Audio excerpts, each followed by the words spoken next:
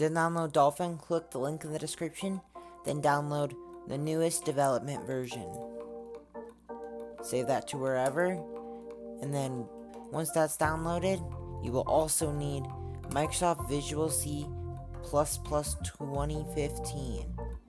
Download that, and do whatever one for whatever bit size you have. Do that, search processor, and I'll tell you there. Then click next. Save that to where you need to save it. Then open Visual C.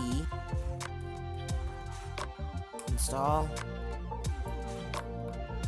And if it's already installed, then it'll say setup failed. And then you can just go directly to wherever you saved Dolphin and extract it. You can use 7-zip or WinRAR. Extract to Dolphin Master. So once that's done downloading, you can delete this one because you don't need it.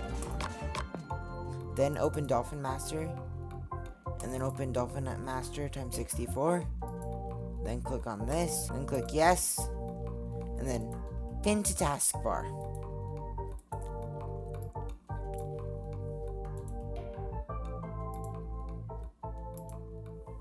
And that is all you have to do.